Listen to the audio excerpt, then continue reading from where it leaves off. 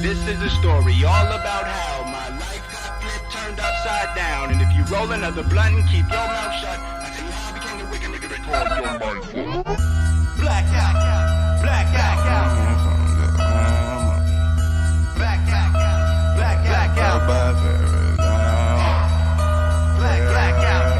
blackout, blackout, yeah. Hey, blackout, man. They speak highly of me when I raise my voice. I gotta shoot a fucking free throw to make my point. My wittiness leave them stuck in the wilderness. Shoot, we're back. Like, my goodness, y'all. There's so much stuff to have in. I head back to my apartment holding this novel. Airy feeling as tight as Lee said. Airy feeling as tightly as I can. I'm sorry, y'all. Whenever like I say airy, I'm thinking of I'm thinking of Bud. Oh my goodness. The last traces of sun soaked out of the sky, placed with the deep shades of cobalt. It's been a good day.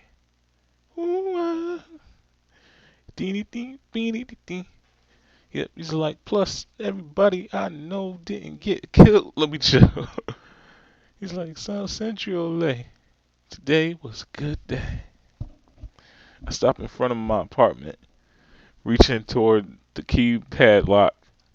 Then I hear it. Faint melodies of some classical strain are bleeding through my ear. Are bleeding through my door. What? Music coming from my apartment. The apartment that I haven't been in. That I haven't been to in 3 months. A dizzy glow of ignorance, happiness falls away from me all at once. Push the door open, quietly, adrenaline spiking in my veins. Oh yeah, that's not good. Of course it's not over. Was I just getting complacent? I enter into my apartment as the music wobbles on. Outside from the moonlight streaming through the curtains, everything is dark. I reach out to the switch on the light, but nothing happens.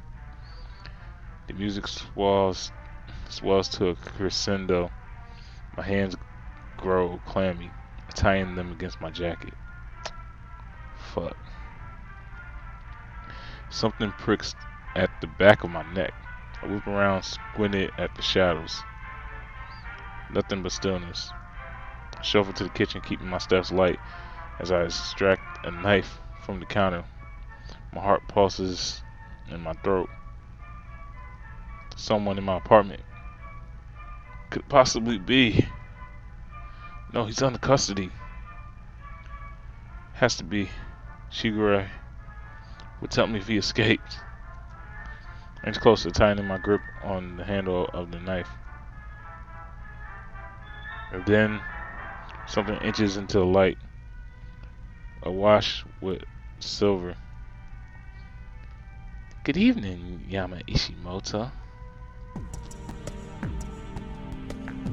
Natsuki Tanaka leans against the window, arms crossed over her chest as she surveys me with a patronizing smile.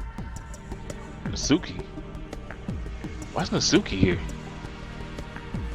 How did she get in here? What is she doing? Did you miss me? Did you? My grip glows slack. The knife clatters to the floor. What are you doing here? I wonder. You can't just waltz into my apartment. I already have. Get out. I'm calling the police. Go ahead. You believe they would listen? Fall silent at that. My head's spinning too fast to track. Closing down the school, withholding information on the crime, setting up Ryota as a scarecrow immigrant. It was you. Oh dear. I hardly could take credit for such a master's work of art. No, I'm just an ordinary girl beset with high school drama and college entrance exams. A sudden thrill of rage races through my veins. I lunge forward, slamming my hand on the glass. Look, Tanaka, I'm not in the mood for your games. Oh, that's interesting. Could have sworn you were just playing one. What? Oh, you're feigning ignorance now? I speak of in our period course. Wait, how could you know? I believe we've been over this part, Yama Ishimoto. It's hardly of any importance at this point. Suddenly, she twists her fingers into my collar, her face approaching into a harshly straight line.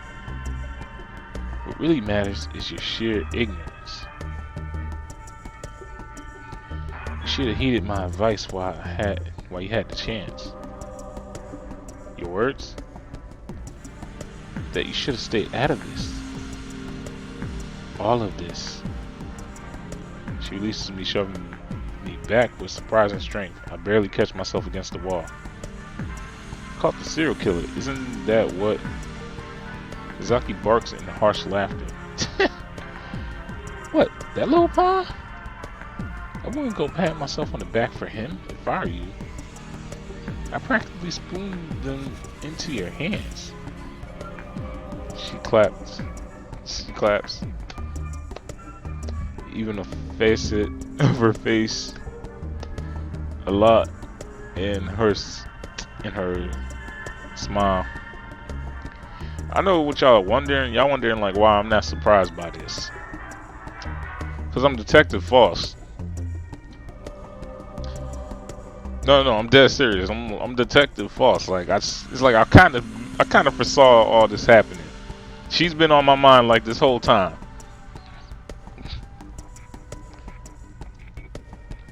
Congratulations, Yama Ishimoto. You think this is the end? You think this is end game? It's like you think you're going to just be able to do a new game plus? You aren't even close. She slides to the door with a cat-like grace, tapping something on her hip. The deadly fuse cuts off abruptly. Oh, and you might want to change your key code.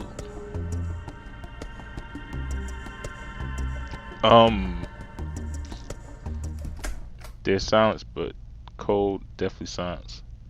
I sink into my sofa, weighing in darkness of my apartment. Only one phrase thumbs through my mind. Ryota in jail. Rui alive. So what?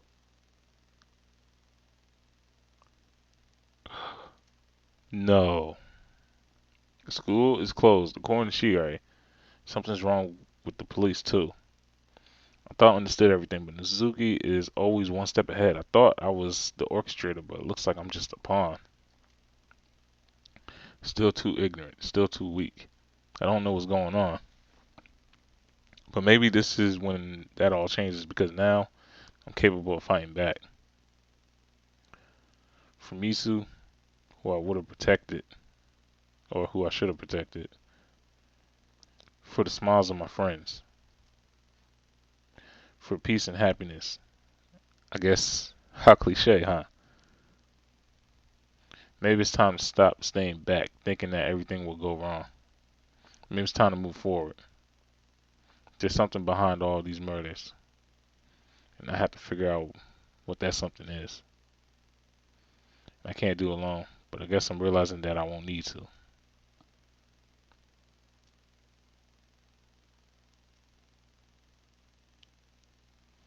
I dream of something strange. At the time, it was perfectly clear. Something so vibrant that it was almost tangible. There was smoke, something heavy in the air, a light kind of blackness filling my lungs. While I was dreaming, I understood everything, but after I woke up, it felt vague, a silhouette immersed in fog. I felt like I missed something important. Normally, I might check if Misuki's stolen anything from my apartment. But to be honest, though, she doesn't seem like the thieving type. If anything, she's probably just the kind of person who'd relish in the abject terror of humanity. Instead, I wash up and I get dressed and do whatever else is routine. Waiting for the moment of truth until I meet Rui today. It's a little strange now that the day's bright and the sun is shiny and all this other like stereotypical shit. I find my head is painfully clear. Cryptic warnings, whatever. They're only ominous in the dead of night when accompanied by dance. I don't know what the heck that word is. As for Rui today, I can't deny it any longer. She's going to confess to me. She is going to, let me chill. She's going to say that she likes me, as in she has romantic feelings for me. Just so I don't misunderstand, dummy. Okay, so listen up, or she'll punch me. By the way, this doesn't mean we'll have to date or anything. It's just she thought she should let me know. She liked me forever. Let me chill. I was about to start singing that song again. But because I'm just such a dummy, I'm never realize. But anyway, where was she going with this? Oh yeah, she had a point. Alright, she likes me. Yeah, that's all she had to tell me. Then finally, then she'll finally stop breathing. Then she'll stop breathlessly, and I'm supposed to act floored because she was so very subtle about hiding her feelings. It maybe sounds ignorant, but it's true. I can't deny for some unknown reason Rui has feelings for Yama Ishiboto. The problem has always been, what do I do in response? You'd think after facing the serial to get Italy together, anything would pale in comparison. And well, I guess it did. Yesterday, no, for the past 3 months even. But maybe I'm having doubts now that the event is actually imminent, because for the first time, it's not just something I could push off for later. I'm going to have to face it today, right here, right now, right here. Let me chill. The thing is, I know that Mizaki would say, or what Makira would say.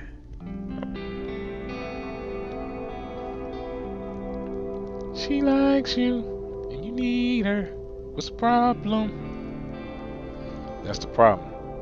That's exactly the problem. Rui doesn't deserve anything half-hearted. She doesn't deserve a guy who doesn't know how he feels, or a guy who uses her for his own purposes. She deserves someone who's totally madly in love with her, who will pursue her to the ends of the earth, who will fight for her like she's... Why do I suddenly think of Misato? Wait, you just realized this? Then Mizaki and Kira will respond, well, I'm sure that doesn't matter to her. She likes you for you. And I will respond, it does matter. It always mattered. It will matter because in a few months, Rui will be disappointed, claiming that she's in a one-sided love and she wanted more from me than I'm able to give. It matters because if something happens between us, I'll have no one left. Then Mizaki and Kira will respond, love is a choice. Love is an action. It is not wishy-washy feelings. You can choose to love her. Then they'll continue. So go confess. Seize the day. And at that convenient moment, Rui will call me. And the shoujo manga will be complete. And speak of the devil, don't tell me this is about to happen. Oh. Hey, I know we're supposed to meet up today, but I was thinking that... Yama? My voice dies in my throat. I flop on the couch staring at the ceiling. Hi, Pops. An awkward pause. Hadn't expected this call to come today. In fact, I hadn't expected this call to come, well, ever. What exactly has been going on? I don't hear disapproval in his voice. I don't hear anger. I don't hear worry. He sounds distant, just like how I feel distant. Not much. It sounds feeble coming out of my mouth. Of course, stuff has been happening. They've been paying the hospital bills. They've been receiving notices from the school. Who knows? Maybe she already talked to them. I want to hear it from your own mouth. Yama? What's this about a serial killer? And Huey? And... They weren't supposed to call. They were supposed to be ignorant. Able to keep their son at a distance. Abiding by whatever arrangement was most comfortable for them. Yeah, there's been disappearances at the school. It's actually because a faculty member at the school was kidnapping students and murdering them. Yes, we heard that. I can't believe it. He almost killed Ruri. Oh wait, that's me. He almost killed Ruri. Their silence follows this statement. I wait, my palms sweating against my pajamas. So, the hospital visits. Yeah. Another silence. So much for not bothering my parents. Yama, you almost died, didn't you? You better tell me that there was no other option, son, and that you called the police. There wasn't, and yeah, I did. There's yet another silence. It's almost as if we were co-workers rather than family members. To be honest, I can't really say why. It's not like my parents hate me. In fact, I know they care for me. Things used to be different. We were a close family. In a way, mom and dad were always smiling, always laughing, always excited about their restaurant. But after Misu, son. Huh? Did you hear your mother? I paused. Dad sighs. We're coming to pick you up now. Wait, what? Leave now? There's too much unfinished. There's too much that I'm leaving behind. There's just too much. Honey, we thought you'd be safe and happy in Ishimu with Ruri, but... I am. Oh, yes. I could tell that from the hospital notice and from the serial killer that almost apparently was after you and Ruri's neck. Dear, please calm down. You're coming back, Yama Ishimoto. I'm not, and suddenly his voice cracks. I'm not losing another kid. Just like that, the distance between us shatters into pieces. I fall backwards, my mind flailing for explanations. Expectations, guilt, nostalgia. We've been distant for years. We've barely spoken. Most times I didn't come home for the holidays. Because after Mizu died, all they did was push me away. Right? Or was I the one that pushed them away first? I don't remember anymore. All I know is I don't want to go back. Not yet. I still need to stay in the city. I still have so much to discover about Ryota, about the news, about everything. But it's probably selfish. No, it's definitely selfish. All this time I thought that my parents sent me to school with Ruri to kick me out, but it looks like they've just been trying to care for me. Shouldn't I repay the favor? We're getting in the car. Pack your stuff, Yama. We'll be there in 3 hours, honey. On the dot. 3 hours. 3 hours to say goodbye to all my friends I've made up until this point. To top all loose ends I've been hanging on to, including my visit with Ruri. If I'm going to visit her at all. What will I ever do when I return to my hometown? Sleep? Watch movies? Waste a day? Just like I used to? No. I might not be in Ishimu anymore, but that doesn't mean that I can't do anything productive from home. Okay. Have a safe trip. Bye-bye, honey. You be safe too. With that, the call shuts off. Probably should feel relieved or happy or grateful for learning that my parents haven't been ignoring me this whole time. But I only feel blank. Maybe the distance is too much. Maybe it's still too late. I carelessly began to throw some of my belongings and luggage, but stopped short checking the time. 3 hours. I have just enough time to visit one friend, then pop over to Rui's before my parents arrive. Who? Just one person. Seems so sudden. Then again, I guess I shouldn't be making. Oh yeah, save this. Yeah, they out their minds. Y'all out y'all minds.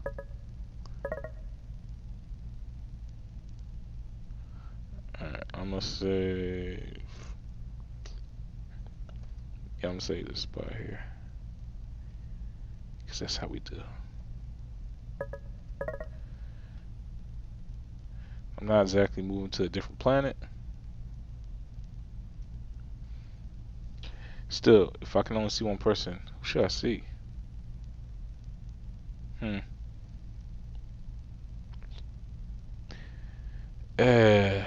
course they're gonna do this. I'm stuck between Elizabeth and Mizaki now. Cause Mizaki's had my back since she's been back. But deep down, I think I know the truth. I know the truth.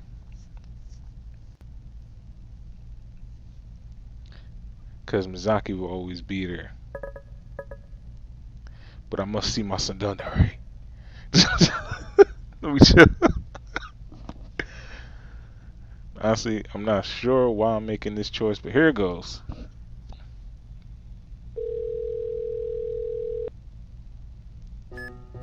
Hello. Hi. An awkward silence descends between us. Without the hubbub of other friends, the atmosphere feels notably uncomfortable. We don't even have the consolation of a barrier of hatred anymore. Well, what is it? What are you up to right now? Studying for the university exams. School might have closed, but the tests have not been postponed. Ha, studying. What? You're not? Oh, yes, I see. Yeah, me and studying. I still haven't the foggiest notion of how you managed to pass class. Much less pull partially decent grades. Dashing good looks. Oh, of that I severely doubt.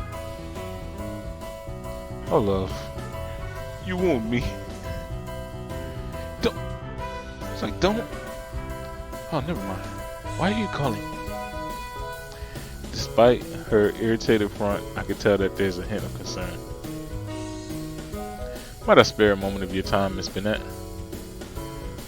There's a brief pause before she responds. Whatever for, Mr. Darcy? Perchance to tease me at your whim? I'm starting to wonder if it's a good idea to talk to her instead of someone else. No, I need to give her a chance. Merely to exchange a word, Miss Burnett, I request your presence at the... Oh wait, school's closed. I don't exactly want to meet at the cafe. Especially since it's a workplace. Is there anywhere else we could have a decent discussion? Oh, of course. Might rendezvous at the river near the academy. Might we rendezvous at the river near the academy, Miss Burnett? It'll be but a moment. You do know what rendezvous implies, Mr. Darcy. A meeting, yes, I am aware. That's not... Oh, never mind. I shall see you there. Farewell, Miss Bennett. She cuts the call without another word, but I push to creep in doubt.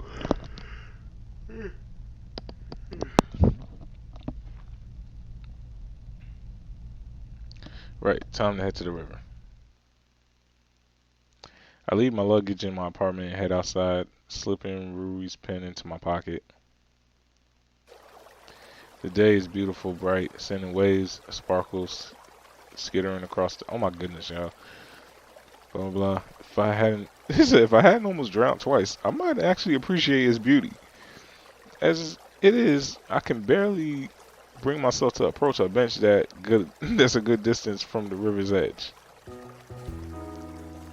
Elizabeth's already seated at the bench, hand idly pulling at the strands of her hair. She seems to be deep in thought. Deep in thought. Top of the morning, Your Majesty. Elizabeth jerks away, but to her credit, she doesn't let out a sound. Oh, that was sudden. I sit next to her, feeling disappointed. What? Have you gotten used to jump scares? I don't get your meaning. You didn't squeal. Instead of getting annoyed, she only glances away. So it seems. Well, what else would you expect, considering that? She stops short. Never mind. Just tell me what you're here for. I want to crack another joke, but I open my mouth. The truth spills out instead. I'm moving. Oh, that's unnatural. Oh, that's unusual. I didn't think you would continue your studies. Wait, what? Aren't you moving schools since the academy closed? I suppose that even if it's for a short time, you might learn something vitally important. That thought never crossed my mind. I'm not changing schools. I'm moving away from Ishimu. Whether you stay in Ishimu or not doesn't strictly speaking matter, so long as you're transferring. I'm not going to school. I'm moving back to my hometown because my parents want me to get out of here after the whole, serial killing business. The sudden burst of rage, just as quickly as it rose, I sink into the bench, wearily pressing my fingers against my forehead. Sorry. No, I should have understood. You don't want to move, I presume. Why would I? Because your parents do have a point. You did nearly die. So I'd run away because I was scared? Well, you wouldn't exactly be consistent with your character. In the past, you have tended to run away from your problems. Open my mouth to spill, come back with something gives me pause. She's not saying this in a malicious manner. She's just being blunt and speaking her mind. It's actually refreshing. I don't need to second guess what she's thinking. Yeah, I guess I've run away a lot. But if you think about it, I've only run when there's someplace better to run to. You got a pretty good life here. I've got a pretty good life here. Been here for, 4 years? I don't have anything to gain by going back to my hometown. And Ishimu is boasted to be the most prosperous town in Japan. Exactly, no reason for me to want to leave. I'm glad you can adopt such a clinical view. What can I say? I'm an optimist. Prime. Shoot. Elizabeth twitches her lips, pausing for a moment. And yet, it seems that there may be a reason to leave Ishimu. The media? Amongst other things. Ryota's cover-up? Amongst other things. How many other things are going on exactly? A whole bloody lot, apparently. A whole bloody lot. Truly, your language is dainty, Miss Bennett. And yours as primitive as ever, Mr. Darcy. We drop into another silence. Talking with Elizabeth without a sense of pure loathing, it's incredibly surreal feeling. So, have you anything else to say besides announcing this sudden move? Like what? Oh, I don't know. But we are by the river. No one else around. A few weeks after your recovery from a life-threatening ordeal, sitting on a bench together. What, do you think I'm going to push you into the river? Blimey, you are about as dense as a block of metal. Or maybe I just don't want to think about what you're implying. I think you've been reading too many books, Lizzie. You're getting a little paranoid, no? Oh, shut up. Well, aren't you feisty? Care for a spot of tea? If only to douse you with it. There's something comfortable, familiar about the verbal abuse. This time, when we pause, it doesn't feel strained. Don't worry about that kind of stuff. By the way, I already get enough matchmaking when it comes to Huey. Right. I assume you're going to visit her today? I suppose so. What's that supposed to mean? Should I tell her? Elizabeth, of all people? A few months ago, I wouldn't have. I would have expected her to mock me, or insult me, or maybe even hit me. Then again, today is different. Pretty sure she's going to confess to me. So, you thinking of running away? Surprisingly, though her words are blunt, there's not a flick of hostility in her voice. Well, when you put it that way, I know that many people believe that the two of you should date. Does that in any way only make you more repulsed by the idea?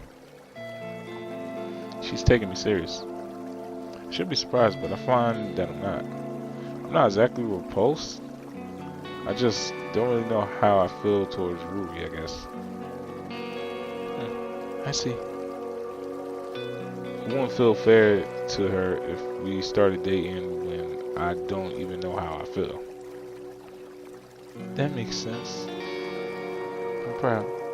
You're being very mindful of the situation. I snort at this until I realize that she's not joking. Wait, for real? I'm just saying. That's what used to bug me the most. You never took anything seriously. Even so. Well, from my perspective, it seems like you care about Huey very much. You probably just don't want to hurt her, correct? Yeah. I've read several novels about childhood friends. Sometimes they wonder whether they really like each other, or whether their feelings are just natural reactions to spending so much time together. Yeah, that's exactly it. Actually, she's really special, but Do you wonder that about Ruby? If she's simply mistaken her friendship for feelings? never thought about it consciously, but I think she's right. Quite observant, Miss Burnett. A natural coincidence of being well read, Mr. Darcy.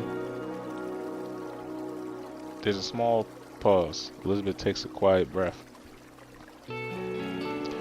I think you should see her today. Nothing good will come from holding all of this in. In my opinion, the two of you just need to have a proper talk.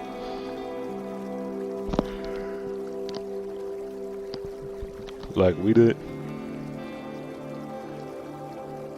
About drastically different things, I would hope. I chuckle. It's genuine. Thanks, Elizabeth. Elizabeth turns back to the water contemplatively. Are you coming back? I'd like to, I guess. But are you coming back? Probably not. She coughs politely. I glance at my phone. Time to meet Ruby. Am I telling the others while I'm moving? I gotta go. Already? Yeah, my parents are coming soon. Shit, I asked why. You'd rather not tell them yourself. There's such a thing as text messaging and email, you know. Can you ask, of course, should... Can you ask, of course, should you? Probably not.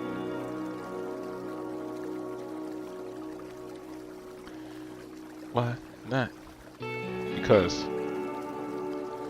No, I have a feeling that you're trying to be the noble idiot who distances himself from everyone and tries to save the world on his own. This insight is sudden but keen. I found myself remembering Asugi's visit. I told myself that I only have time to visit one person, but that's not exactly like communicating with people is hard. So then why do I feel so reluctant? There's a very plausible answer that I haven't thought of up until now. Subconsciously, I believe that getting people involved will just hurt them. If Mizuki's little drop-in wasn't an indicator of that, I don't know what is. Ha, please, you know me. The only skin I'd try to save would be mine. We both know that's other rubbish, Yama. I only stand with my best attempt at a disarming smile. Oh my goodness, y'all. This is taking mad long. Alright, I'm still good. I'm trying not to go crazy over my limit.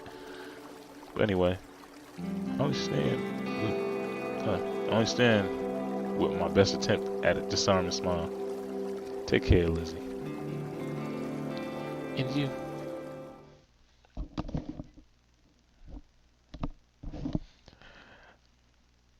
I head down the path to the train station, paying little attention to the good weather. Talking to Elizabeth was unusually comfortable, relatively speaking. Surely we exactly chatting it up like best friends, but given the circumstances, I'm just surprised that we could hold a decent conversation. I wonder if we could have a lot more in common than I originally thought.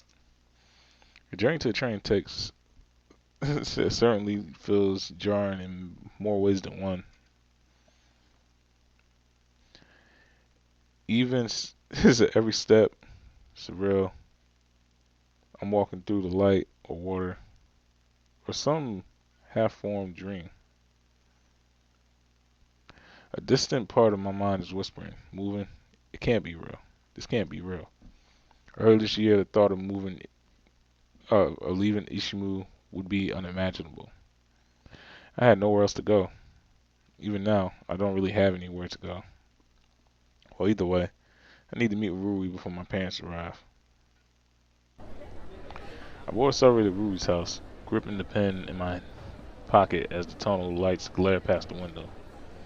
Just go talk to her. Just hear her out. I like nothing more than to bolt, but it's time to man up and face the problem head on. Everything will be fine. Probably. My arrival to District 2 is quiet and unhurried. Both of the station and the roads are practically empty. Despite its close distance, the heart of the city, this district takes on some different suburban qualities. Plants are definitely more plentiful here than any other district, save for the boundary by the Ishimu Forest. As I jump into the nearest cab, I catch a glimpse of the towering cluster of research buildings that line the roads. They're the closest thing to skyscrapers in this district. Most of them proudly bear the insignia of Way Forward Pharmaceuticals. Well, I guess District 2 is known as the medical district for a reason. Dang. Hospital, retirement homes, top tier specialized treatment centers, District 2 would have it all. I've experienced it myself, far more than I would like. I dismiss my thoughts as the taxi rolls its way to the quieter side of the district. It pulls to a stop at the entrance of the suburban neighborhood. Suburban neighborhood. A quick payment later, I'm striding into a familiar picket fence house on the corner of the street, surveying the sign hung cheerfully on the door. Home is where the heart is, and the heart is where the Hayatas are. The heart. Cute, I always thought of that phrase as stupid cheesy when I was a kid, but once you grow up, I guess you can start to appreciate the stupid cheesy things in life. I stand before the house for a moment, breathing quietly through my nose. This is it. The point where I become a man.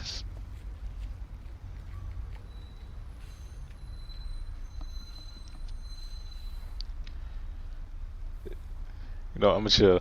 But yeah, the moment where it's the moment where it's no longer possible to have one foot in the water and one foot on land, where the fence is too high to straddle and too thin to balance on. Yes or no? Black or white? A or B? It's time for me to make a decision. Whatever that decision means. I raise one hand to the door. Pause. One hand. How many lives have been ended with one hand? Roman gladi. Oh, no, you don't. You is not about to get me into this. Blah, blah, blah. God, this isn't good. My mind wandering again. I know it is. Almost got me, but that. I tell myself that the situation isn't even that bad. That really, I just need to focus. It's not. Now's not the time to lose my head. I raise my hand again and knock firmly on the door. Bug gives way beneath my knuckles, creaking open in silence. What? Maybe she left it open for me? But then the smell hits. The moment it does, everything. Everything is... No way. It's just unbearable. First thing that hits my nostril is the gassy smell of something burning, like a stir fry left too long in a pan. I instinctively cover my nose with the sleeve. The stench presses past my fabric, filtering through every thread like a warm sieve. House is dark, beyond dimly lit. Not even a light flickers within sight, even on electronics. Every curtain is fastened shut, leaving only stray pinpricks of light peeking through the windows. Strange curdle of fear fastens in my stomach. I push the door open, my voice cracking. Uncle? Auntie? Huey? A flood of sunlight washes around my figure, bathing the light in the ivory glow. What reveals is a cruel and unforgiving, as bleak as bright. What? Shards. First thing my eyes land on, fragments torn, shards of metal all strewn over the floor and the furniture. Cushions with ragged seams are scattered on the ground. Company their toppled armchairs and sofa. The family pictures, usually in pristine condition on the walls, are hanging askew, frames cracked and pictures sagging through the glass. Transfixed in shock, I step forward, my eyes roving around to take in the scene. I pass by the narrow doorway that leads to the kitchen. Huey and I used to play tag there back in the day. That, and we tried to climb up the doorframe by pushing against opposite sides with our hands and feet. And all I can see is a pan settled on the stove, old oil dancing over the blackened food. The stove still alight. It doesn't take a genius to realize that it's the source of the stench. Fire has it in any other circumstance, and yet it doesn't feel like the fire is the worst to come. I almost chuckled. Maybe they were preparing for my arrival. Hospitality was always their strong suit. But despite that, abandoned cooking, lit stove, burning food. These signs all point in the same direction as the instruction before me.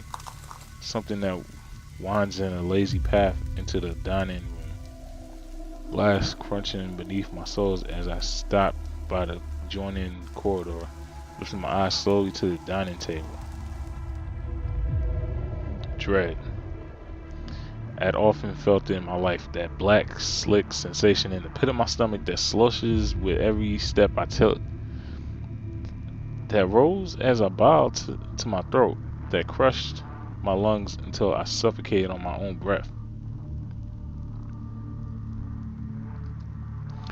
But I never felt like it. I've often felt like in my life, oh wait, same thing, but never felt like this. I staggered against the wall, my heart stopping cold in my chest. Rui's father slouched against the table, head pressed almost confidently into the bowl of soup, his hands rigidly out at his sides. Blood is coated over the back of his skull, crusting over his neatly kept hair, swimming in the soup that covers his face. His skin is pale, lifeless, his joints solidified from rigor mortis. Dead. How could this happen?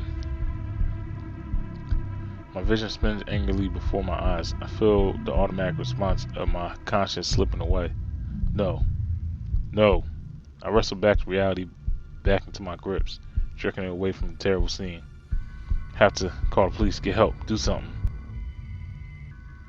I stumble out of the dining room, jamming on my phone, trembling fingers when my foot catches something stiff, creaking something very human. Rui's mother blanked-eyed cuts from the shattered fragments on the floor, covering her body, jaw locked and shot at an unseen assailant.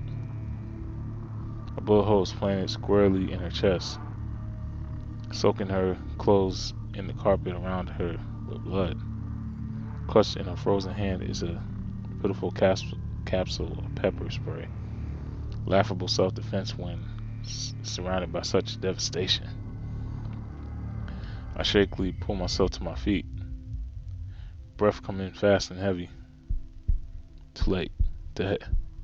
All my fault.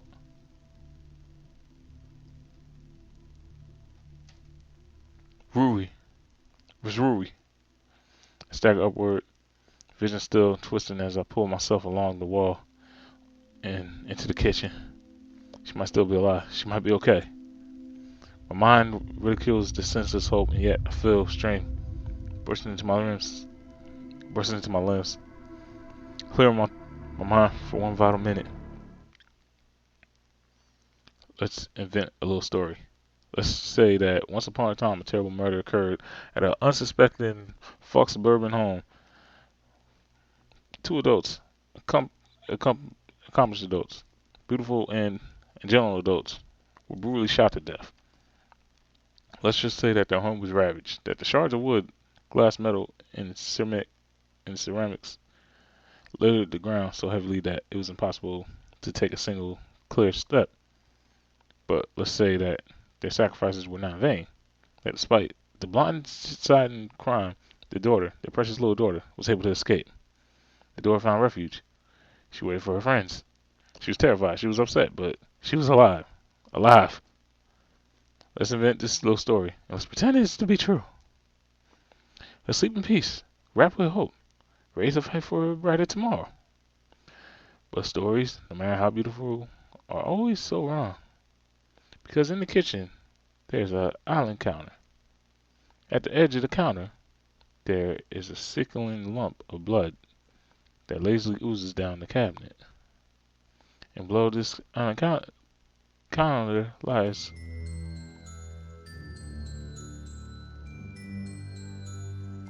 something very mocking. No. The hope that dared to rise in my chest crashes down my lungs, driving all the breath from my body. My eyes are peeled open. I'm blinking as if staring. Something somehow get rid of the sickening display. No. This isn't true. I crumple against the floor, spattering blood over my knees.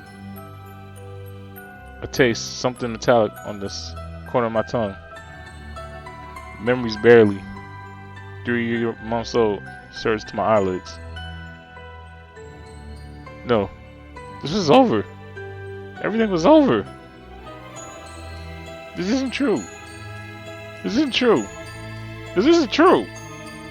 Pipes screaming, wood on the metal, a knife sinking deep into the flesh. No, no, no. I seized the nearest object, a renegade shard, from the shatter and gashed it violently against my skin. It could shatter across the surface or glide across like ice or feel distant, 7 worlds away.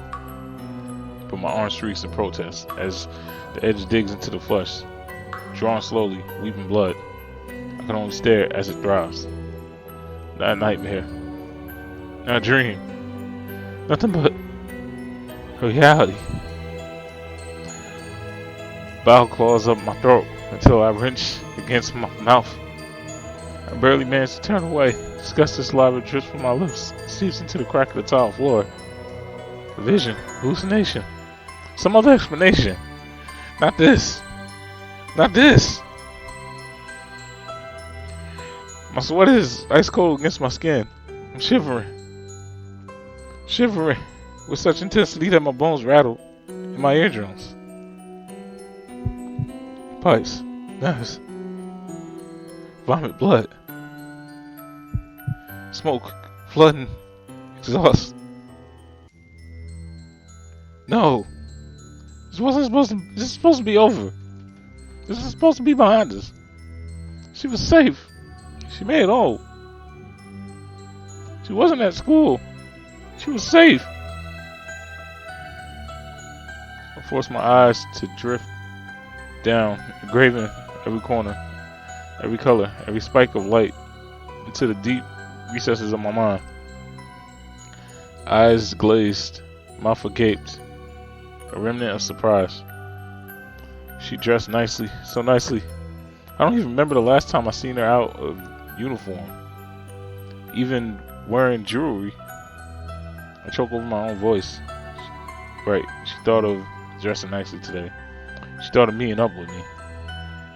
We were going to have a little dramatic scene, something to do with I like you, and me too maybe. We were going to eat together with her family, maybe be embarrassed, maybe be understanding. Who knows what decision we could have came up to. But that is a different world. I reached her cheek, touching her jaw at the edge of my fingertips. It should be warm, pulsating life. I almost expected to feel her breath against my palm. Cold, still unnatural, mannequin manufactured by fate. Small size expels my lips, washing against her bangs. Ruby, wake up! Her eyes are open. I'm blinking, staring contest on the other side of life. She's not here. I track my throbbing arm back to my side, slumping unceremoniously against the kitchen island. Shouldn't I scream for help? Shouldn't I wail in anger? But I feel numbness settling over my skin, something deep, calm, like a lake frosting over in the face of snow. Of course, it would be Rui, just like it was Misu. There doesn't need to be any logic. There doesn't need to be any sense. All there has to be is cold, unforgiving injustice. All there has to be is misery, pain, suffering. Death can strike whenever it pleases, so long as it can receive its ample reward. I throw my head back and I laugh. It reverberates in the empty, splintering ceiling. Beautiful, I'm used. It's cold, calm beauty, but it's beautiful. Just like death. My eyes drift into Ruby's face.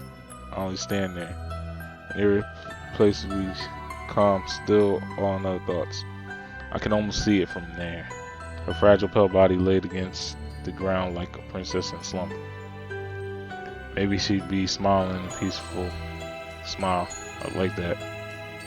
She'd be lovely, quiet, vulnerable, weak, She'd be standing there, frozen in shock, the images swimming before her in a macro production week. She'd be trying to call the police, but her fingers would slide across the bloody floor. The surface of her phone to no avail. Weak.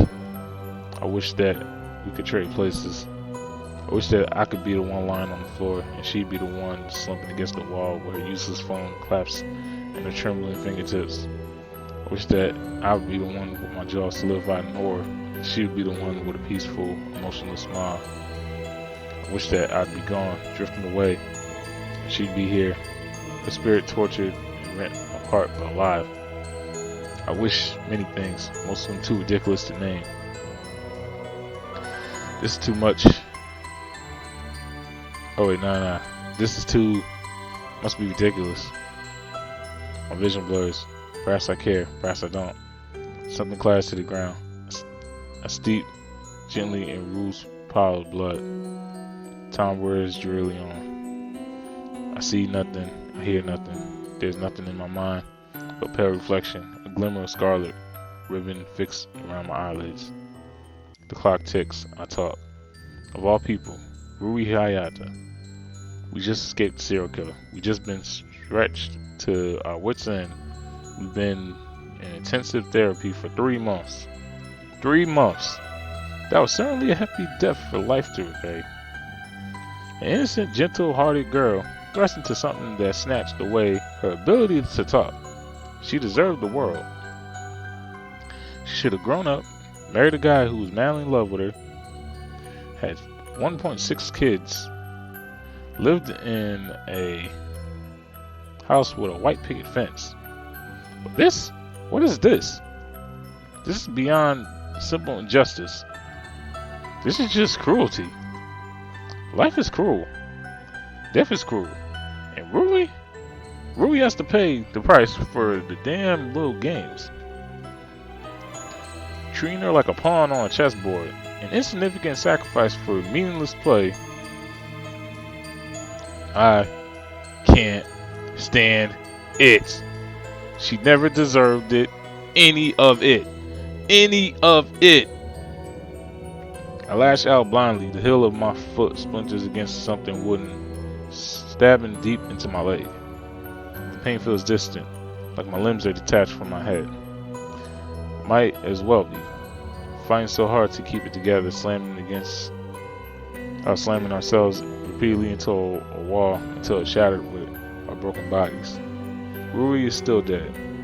Then the pain hammering hollowed circle of agony in my arm and my foot drives to a sudden frenzy.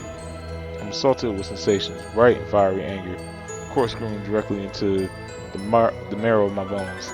No, Rui. No more Rui. No more bright smiles, and no flushed cheeks, and teas and winks, and aspirated, loving little shy sighs. My calf clenches in agony. I bite the inside of my cheek to keep from screaming. No more. No more fretting like a mother hen, totally extra lunchboxes, and tiny little signs of jealousy. Throbbing in my skin, right into my shoulders, past my neck into my skull, I cradle my hand in my arms, desperate. No more casual trips to GFC, and random moments of make-believe and strolls around the downtown, because life as you know it, is gone. Tears squeeze from below my eyelids, mixing with the flakes of blood and vile smear over my face. Stop. Just make it all stop. Not Rui, not Mizu. There's so much pain, too much I can't handle. I can't handle this anymore, and everything hurts, and I just can't. Jack and Jill went up the hill to pass a pool of water. Jack fell down and broke, and Jill fell and broke, and broke her leg. And Jack came tumbling after. Then Jill's corpse comes to life. It jerks upright, limbs tied to the loose ends of puppet strings, smiles at me through a sheer sheen of red. Oh, Jack, you're late. Iron shoves up my nostrils and strangles down my throat. I choke, working to speak. Sorry. She pitches forward and pushed by something invisible. Her slender fingers wrap around my neck and dig into my throat. Catch a whiff of her breath. Putrid, rancid, small raw old eggs over decaying meat. The smell makes me gag over my tongue. You shouldn't have been late. Her fingers disintegrate into bones. Skin blown to ashes on the wind. They clatter onto an orderly pile from forming a makeshift xylophone. Tiny little notes begin to ring from their skeleton surfaces. It's supposed to be a melody. I can feel the vibrations in the air. It's like I can feel it calling. Oh Lord, I know this song is supposed to be beautiful, but my ears hear only dissonance and a whole bunch of murdering crows. Pungent, burning smoke shoots from the stove like an arrow, slapping me in the face.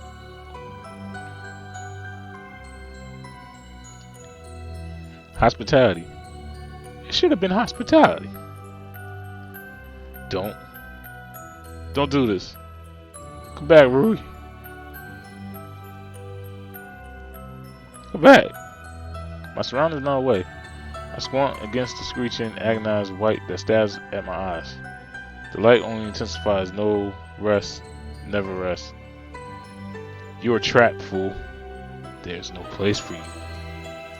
I reach out, the brightness pricks my hands. I slither backward. Stop it! Stop it! The light advances and digs through my fingernails. It bleeds past my eyelids, settles in the space at the back of my neck. I pound myself against invisible walls. I rattle. Chimes on a wooden bridge. No place, no peace, no pace. Stop it! Everything ends. Elsewhere, something must be beginning. What is this that to an ending? I'm sorry. I'm so sorry. But this, I can't do anything about this. This is out of my control. Out.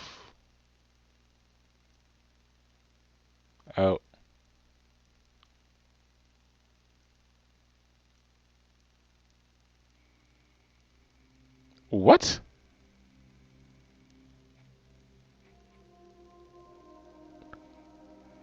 Yo! Yo!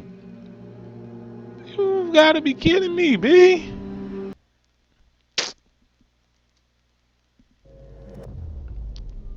Wait, that's all I get.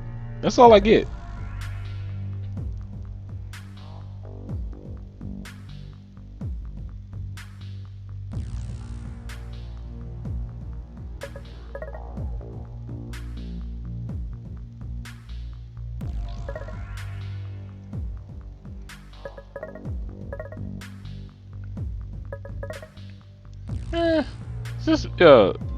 This really can't be it.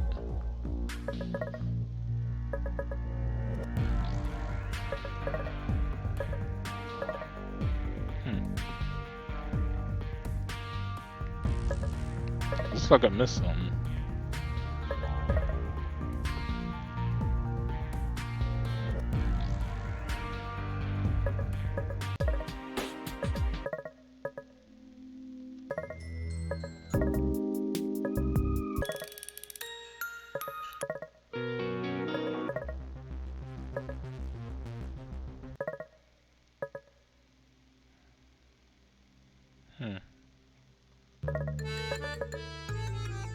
Oh yeah. Remember that.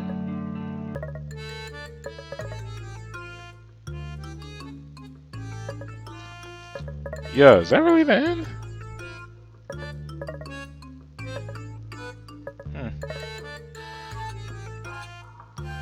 Yeah, I guess that's really the end. Okay, shoot, I guess I'll go into the review then. Alright, y'all. So with that, I guess that ends the playthrough for Lucid9. Like, damn.